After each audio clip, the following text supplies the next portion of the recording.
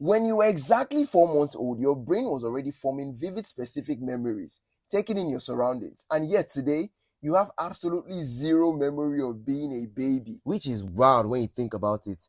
You were decoding faces, learning how the whole world works, and yet none of it stayed. Well, none of it that you can consciously reach anyway. And that's what we're unpacking today. Because the real answer is not what most people assume. Okay, so I always thought the explanation was simple. The brain just wasn't ready yet. The record button was off, and babies weren't really forming memories at all. That's what most people think. And a 2025 YALE study completely broke that assumption. They showed babies an image, then showed it again later, and the baby stared longer, as if recognizing it. The memories were definitely being made. The problem isn't that you fail to save your memories, it's that you just can't retrieve them. Oh, so it's like a computer. The data is actually there, saved somewhere on the hard drive. Then why can't I access them? It's because of a structure in your brain called the hippocampus. The hippocampus? What's that? A university for hippos? That's funny, but no. The hippocampus is your brain's main filing system for memories, and in a newborn, it is severely underdeveloped. So even if memories are being made, the system that's supposed to file them properly for later retrieval is not ready yet. So it's like a library where all the books are arriving, but there's no librarian yet to sort them onto the shelves. Exactly, but here's where it gets even more interesting. To finish building that system, the brain has to grow new neurons at an explosive rate. And those new neurons, as they wire themselves in, they literally disrupt and override the existing memory circuits. Hold on. Take it easy. So the brain growing is what's erasing the memories? Yes, the process is called neurogenesis. Think about it like a tailor.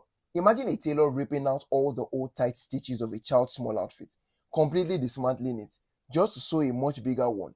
The old pattern has to be physically taken apart to make room for growth. The brain is literally demolishing its own pathways while it builds new ones. Correct, your brain didn't forget by accident. It rebuilt itself and erased the old version in the process. Okay, but even if some of those early files somehow survive, can't we still access them later? That's where two more things get in the way. The first is language. Without words, you can't tell yourself what happened. And if you can't tell it, you can't remember it. A memory without language is just a loose collection of shapes and feelings with nowhere to go. That makes sense. And the second thing? The second thing is a sense of self. To have a memory about your life, you need an I to attach it to. There's a classic test for this, the Rouge Test. They put a red dot on a baby's nose and hold them up to a mirror. Babies under 18 months just smile. They think it's another baby. They don't know they're looking at themselves. And without an I, there is no my memory. The data gets saved to the hard drive, but there is no user profile to ever search for it. So basically, everything gets wiped. The pathways get overwritten. No language, no sense of self. Do those first few years actually matter at all? They matter more than almost anything else in your life. Because while your conscious mind forgets the event, your body completely remembers the feeling. Wait, what do you mean the body remembers? There's another part of the brain called the amygdala. It handles emotions and threat detection, and it matures faster than the hippocampus because a baby needs to feel fear long before they can tell a story about it.